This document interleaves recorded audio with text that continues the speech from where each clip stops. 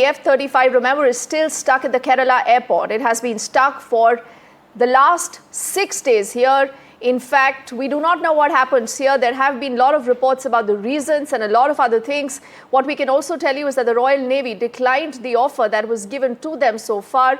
Protected tech concerns, are they delaying this decision? We'll also get in Shiv with us, who has more details, and he's been tracking that story for us.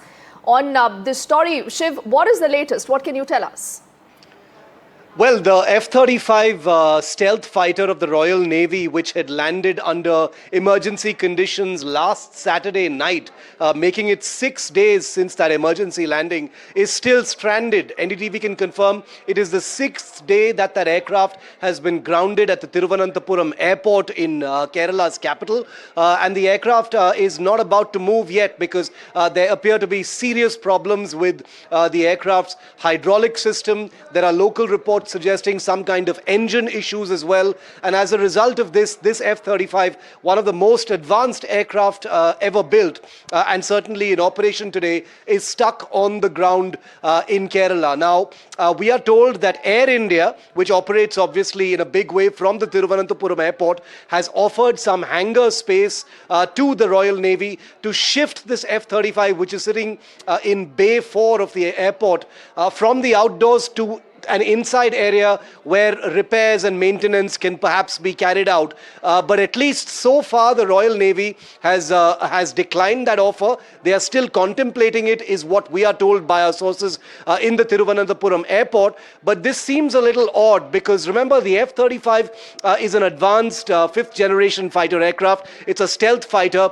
It contains a huge amount of classified, proprietary and protected technologies. And I wonder whether that may be one of the reasons why the Royal Navy has at least so far declined an offer for the aircraft to be moved inside a hangar. The Royal Navy has been, at its request, given a special ground handling agency.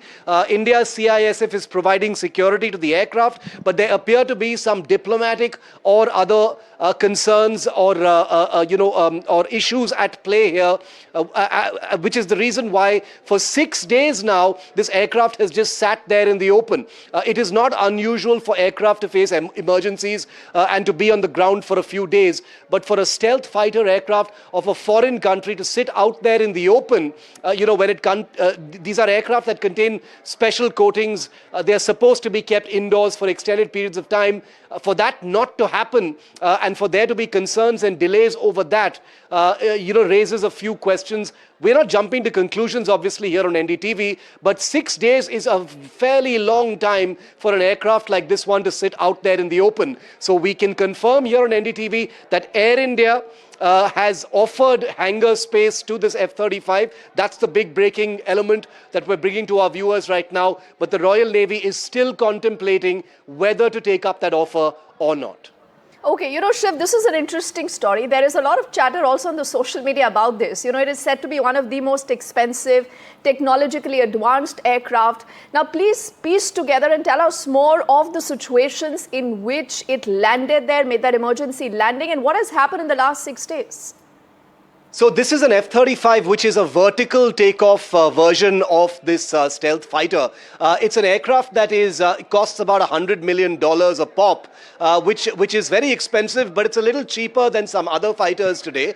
But having said that, the reason why we're calling it one of the world's most expensive fighters is because the F-35 is part of the America's most expensive fighter program in history. Runs into $44 billion, over $1 trillion over its lifetime, making it easily the most expensive fighter aircraft program. Now, this particular aircraft, which belongs to the Royal Navy, that is the British Navy, started on Saturday night, 6 days ago on Saturday night at about 9:20 p.m. when the pilot of that F-35 who had launched from the HMS Prince of Wales aircraft carrier, was trying to get back to the ship in the Arabian Sea, but there was adverse weather.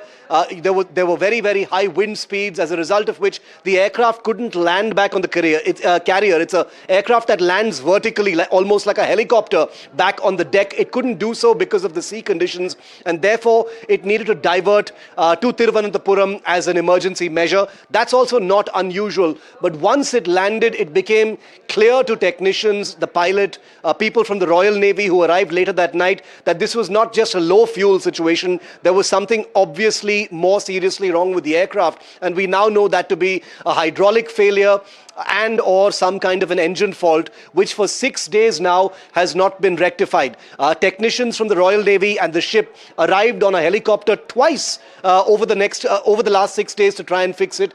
They haven't been able to do it so far. So I am told this could mean a more serious issue with the aircraft. And remember, an aircraft that's sitting on the ground is of no use to anyone.